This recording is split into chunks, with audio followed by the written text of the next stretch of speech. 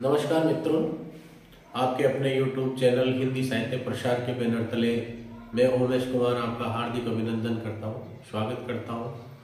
जैसा कि पिछले वीडियो में हमने पाठ्यक्रम संबंधी चर्चा की थी, आज अपन पाठ्यक्रमानुसार कक्षा 10 का जो प्रथम पाठ है सूरदास, कवि सूरदास, उसके बारे में अध्ययन अध्यापन करने का प्रयास करेंगे, जानने का प्रयास करेंगे। इससे पहले अपन जो है हिंदी साहित्य के इतिहास को मोटे मोटे तौर पर जानने का प्रयास करते हैं, प्रमुखता से जानने का प्रयास करते हैं, क्योंकि आने वाली कक्षाओं में आपको हिंदी साहित्य में इन चीज़ों को विस्तार से जानने को, समझने को मौका मिलेगा।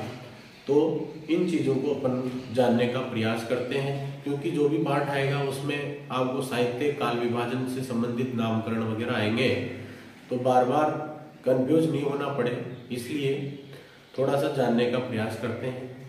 हिंदी साहित्य के इतिहास को इतिहासकारों ने, वैसे तो विद्वानों के अलग अलग मत हैं, लेकिन प्रमुख 4 भागों में इसको बांटा गया है। साहित्य का अध्ययन जो है बहुत विस्तृत होता है, गहन होता है, लेकिन फिर भी इसको जो है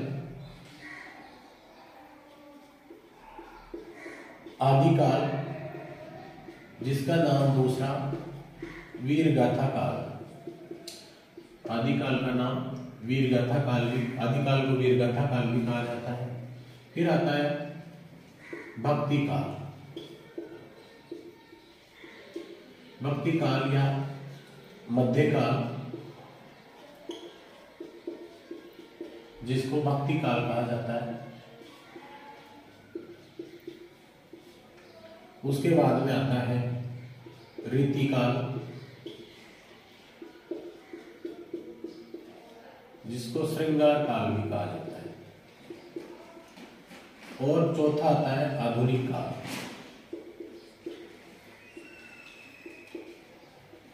जिसको गद्य काल भी कहा जाता है। साथियों, वैसे तो हिंदी साहित्य का इतिहास जो है बहुत विस्तृत है, एक महान सागर के समान है, जिसमें से अपन जितना अध्ययन कर सकें, 1 बूंद 2 बूंद उतना ही पर्याप्त है, क्योंकि साहित्य को जानना और समझना इतना सहज नहीं है। लेकिन फिर भी विभिन्न विद्वानों के मतानुसार मोटे तौर पर अपन इसको 4 भागों में बांटते हैं। आदिकाल, आदिकाल का दूसरा नाम वीरगाथा काल है। आदिकाल का मतलब जब हिंदी भाषा अपने निर्माण के समय थी। सभी, जैसा कि आप जानते हो, सभी भारतीय भाषाओं की जननी संस्कृत को कहा जाता है। संस्कृत से पाली भाषा का निर्माण हुआ, पाली से प्राकृत, प्राकृत से फिर अपभ्रंश, और अपभ्रंश से अब हिंदी की ओर अपन बढ़ रहे थे। तो उस समय की रचनाओं को अपभ्रंश, और अपभ्रंश के बाद में जब हिंदी भाषा का निर्माण हो रहा था, हिंदी भाषा अपने चरम पर पहुंच रही थी, उस समय की रचनाओं को आदिकाल या वीरगाथा काल में लिया जाता है। आदि का मतलब प्रारंभ काल, हिंदी साहित्य का प्रारंभिक काल। अपभ्रंश के बाद में जब हिंदी प्रारंभ होने लगी तो उसको आरंभिक काल कहा जाता है। इसको वीरगाथा काल नाम क्यों दिया गया, इसके पीछे भी तर्क है।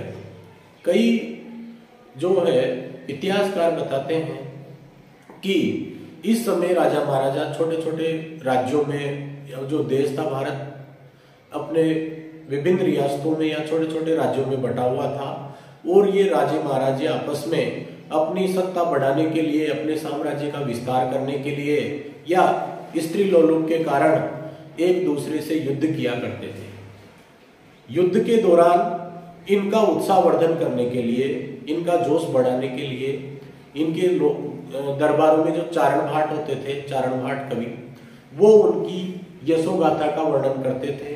उनका जोश बढ़ाने के लिए वीर रस से ओतप्रोत काव्य रचनाएं उनको सुनाते थे, जिससे उस समय में हिंदी साहित्य में वीर रस की रचनाएं बहुत अधिक मात्रा में मिलती है। जैसे महाकवि चंद्रवरदाय का पृथ्वीराज रासो इसका एक अच्छा उदाहरण है।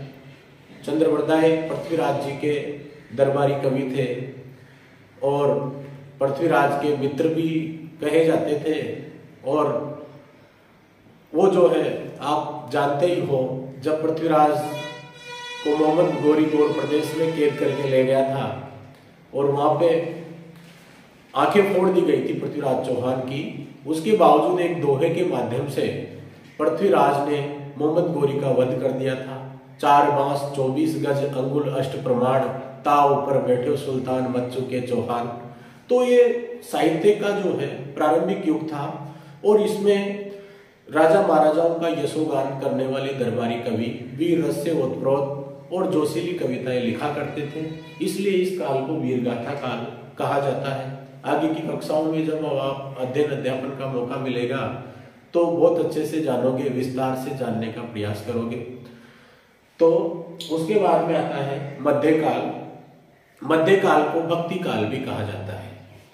भक्ति काल को हिंदी साहित्य का स्वर्ण युग कहा जाता है। हिंदी साहित्य का स्वर्ण युग कहा जाता है। हिंदी साहित्य का स्वर्ण युग भक्ति काल को क्यों कहा जाता है? क्योंकि इस समय जो है लोगों की राजा महाराजाओं से आस्था विश्वास उठने लगा, तो कवियों ने जो है अपनी रचनाओं को ईश्वर के विमुख कर दिया। ईश्वर के प्रति अवतारवाद को लेकर के या फिर ईश्वर के जो वर्णन है, ईश्वर का जो यशोगान है, उसको अपने साहित्य में शामिल किया और लोगों को जो है भक्ति धारा से प्रभावित किया, अपनी भक्ति रस से ओतप्रोत किया। इसलिए इस काल को भक्ति काल के नाम से जाना जाता है। उसके बाद में आता है रीतिकाल।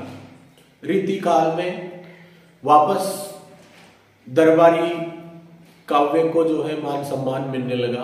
अब कवि जो है पैसे के लिए, धनार्जन के लिए या यश पाने के लिए काव्य रचनाएं करने लगे। ये लोग राजा महाराजाओं के आश्रयदाताओं के दरबार में रहते थे और उनकी राजसी वैभव ठाट बाट एवं उनका मनोरंजन करने के लिए उनका यशोगान करते थे, उनके मनोरंजन से संबंधित काव्य रचनाएं करते थे। तो इसमें जो है श्रृंगारिकता का प्रयोग हुआ, श्रृंगार रस का प्रयोग हुआ, इसलिए इसे रीतिकाल या श्रृंगार काल कहा जाता है। उसके बाद में जब 1850 से आज तक का समय जो है आधुनिक काल कहलाता है। इस आधुनिक काल को गद्य काल भी कहा जाता है, क्योंकि अब काव्य रचनाएं केवल पद्य भाषा में नहीं होकर के, कविता में नहीं होकर के साहित्य रचना साहित्य के रूप में, गद्य के रूप में होने लगी। निबंध, कहानी, नाटक, उपन्यास आदि निकल के आने लगे। इसलिए इसको आधुनिक काल को गद्य काल नाम से भी जाना जाता है। आधुनिक काल को भी कई भागों में बांटा गया है। भारतेंदु काल, द्विवेदी युग, छायावाद, छायावादोत्तर, प्रेमचंद। लेकिन ये सब चीजें आपको आगे की कक्षाओं में जानने को मिलेगी, समझने को मिलेगी। अपन जो है अब चर्चा करते हैं भक्ति काल के बारे में। भक्ति काल क्या है? इसे साहित्य का स्वर्ण युग कहते हैं।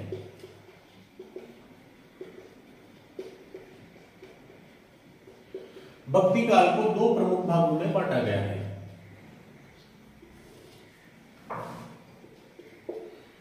एक तो निर्गुण काव्य धारा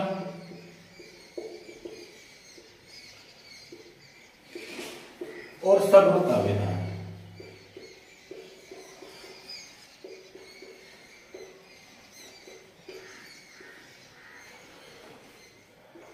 निर्गुण के बारे में आप जानते हो, निर्गुण का अर्थ होता है गुणों से रहित, अर्थात निर्गुण काव्य धारा या निर्गुण भक्ति को मानने वालों का विचार है कि इस पृथ्वी पर या इस संपूर्ण ब्रह्मांड में कोई ऐसी शक्ति है जिसके संचालन में ये सब जो भी हो रहा है, जो भी घटित हो रहा है, भूत भविष्य वर्तमान, ये किसी एक महाशक्ति के कारण हो रहा है। कहने का अर्थ है कि ईश्वर, परमात्मा, पैगंबर, जो भी आप कहो, वो है। ईश्वर तो है लेकिन उसका कोई रूप और आकार नहीं है। ईश्वर जो है निराकार है। ईश्वर निराकार है और वो इस सृष्टि के, इस पृथ्वी के हर कण में, हर लोगों में मौजूद है। उसका कोई रूप और आकार नहीं है। ऐसा निर्गुण काव्यधारा के लोगों का मानना है। निर्गुण काव्यधारा भी जो है 2 भागों में बटी हुई है। इसके भी दो भाग हैं, संत काव्यधारा और सूफी काव्यधारा। संत काव्यधारा में साधु संत, जैसे महान नाम कबीर का लिया जाता है, कबीरदास के बारे में आप सब जानते हो। सूफी काव्यधारा में मलिक मोहम्मद जायसी प्रसिद्ध कवि हैं। संत काव्यधारा के लोग जो है, जैसे कबीरदास जी थे, कबीरदास जो है कवि होने के साथ साथ में एक समाज सुधारक भी थे। जहां पे भी उनको बुराई दिखती थी, जिस समाज में भी जो भी अंधविश्वास या धर्म के नाम पर पाखंड किए जाते थे, उनका उन्होंने विरोध किया। उसके अलावा उन्होंने जो है निराकार निर्गुण ब्रह्म के बारे में जो है लोगों को समझाने का प्रयास किया कि ईश्वर का कोई अवतार नहीं होता, कोई रूप नहीं होता। कई प्रकार के दोहे आपको पढ़ने को मिलेंगे। पाहन पूजे हरि मिले तो मैं पूजू पाहर, ताते ये चाकी भले फीस खाए संसार। कबीरदास एक बहुत अपने आप में बहुत बड़ा नाम है, जिन्होंने मतलब किसी समाज को नहीं छोड़ा। काकर पाथर लई के मस्जिद लई चुनाई, ता चढ़ी मुल्ला बाक दे क्या बहिरा हुआ खुदाए। जहां पे भी इनको बुराई दिखी, चलती चाकी देख के दिया कबीरा रोए, दुई पाटन के बीच में साबित बचा न कोई। जहां पे भी दिखा ये संसार जो है नासवान है, नश्वर है, एक न एक दिन सभी का अंत होना है। तो उन्होंने जो है पाखंडवाद को दूर करने का प्रयास किया, अंधविश्वास को लोगों से अंधविश्वास को निकालने का प्रयास किया। तो कबीर अपने आप में एक संस्था थे, उनका जितना अध्ययन करें उतना कम है। तो संत काव्यधारा में संतों ने जो है समाज सुधार का बीड़ा उठाया, लोगों को अंधविश्वास से, पाखंडवाद से, दिखावे की भक्ति से बाहर निकालने का प्रयास किया और निर्गुण निराकार ब्रह्म की सेवा करने का सौभाग्य या अवसर दिया, निर्गुण ब्रह्म को जानने का प्रयास किया कि सहज योग साधना के द्वारा अपन ईश्वर को प्राप्त कर सकते हैं। इसी निर्गुण परंपरा में एक काव्यधारा आती है, सूफी काव्यधारा, जो विदेशी आक्रांताओं के साथ बाहरी कवि भारत में आते हैं। उन लोगों ने जो है सूफी काव्यधारा को अपनाया, या मुस्लिम कवि जिनको कह सकते हैं आप, उन्होंने सूफी काव्यधारा को अपनाया। ये जो है लौकिक प्रेम से अलौकिक प्रेम की कहानी को दर्शाता है, मानवीय प्रेम से ईश्वरीय प्रेम को दर्शाता है। सूफी काव्य में जैसे मलिक मोहम्मद जायसी का महाकाव्य है पद्मावत। पद्मावत चित्तौड़ के राजा रतन सेन की कहानी से संबंधित है। चित्तौड़ के राजा रतन सेन है, उनके पहले से एक रानी है नागमती, लेकिन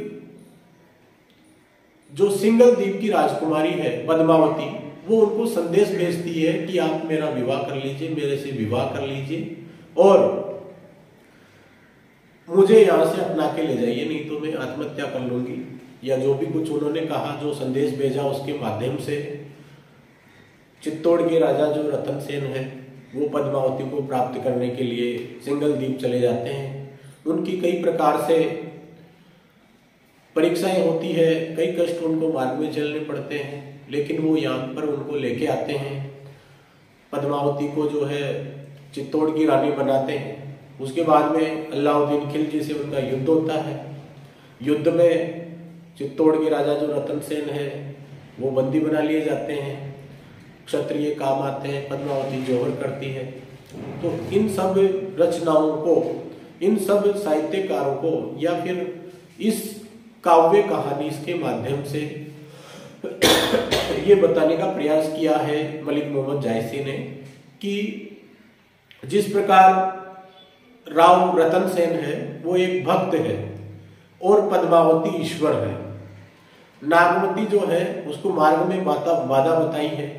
राघव चेतन वगैरह जो पुजारी होते हैं वहां के, उनको दुष्ट लोगों की संज्ञा दी है, वो अपराधी प्रवृत्ति के आदमी है। और जो तोता होता है, हीरामंत होता है, जो नागमती का पद्मावती का संदेश लेके आता है, उसको गुरु बताया है। तो ये मानवीय प्रेम के माध्यम से ईश्वरीय प्रेम की ओर की कहानी है। ये सूफी कवियों का अंदाज था। इसके साथ ही दूसरी जो भक्ति धारा होती है वो आती है सगुण भक्ति धारा। सगुण भक्ति धारा वाले लोगों का मानना है कि इस संसार में ईश्वर है और पृथ्वी के कण कण में मौजूद है, लेकिन जब जब ईश्वर के भक्तों पर या पृथ्वी पर पाप या अत्याचार बढ़ता है तो भगवान किसी न किसी रूप में अवतार अवश्य लेता है और अपने भक्तों का उद्धार करता है, धरती का उद्धार करता है। ऐसा सगुण काव्य धारा के लोगों का मानना है कि ईश्वर किसी न किसी अवतार रूप में इस पृथ्वी पर जन्म लेते रहते हैं, अवतार लेते रहते हैं और अपने भक्तों का उद्धार करते हैं। सगुण काव्य धारा की प्रमुख दो भाग हैं, कृष्ण काव्य और राम काव्य। राम काव्य का सबसे बड़ा नाम हिंदी साहित्य में तुलसीदास का लिया जाता है और कृष्ण काव्य में सर्वश्रेष्ठ कवि सूरदास को माना जाता है। तुलसीदास जी ने साहित्य में राम जो भगवान विष्णु के ही एक अवतार माने जाते हैं उनके बारे में अपनी साहित्य साधना की, साहित्य रचनाएं की। रामचरितमानस तुलसीदास जी ने लिखा राम के ऊपर। उसी प्रकार कृष्ण भक्ति काव्य में सूरदास का नाम प्रमुखता से लिया जाता है। कवियों में कहा भी जाता है सूर सूर तुलसी शशि, सूर सूर तुलसी शशि उडगण केशवदास, आजकल के कवि खगोत्सम जह तह करत प्रकाश। शोर शोर तुलसी शशि उडगण केशवदास,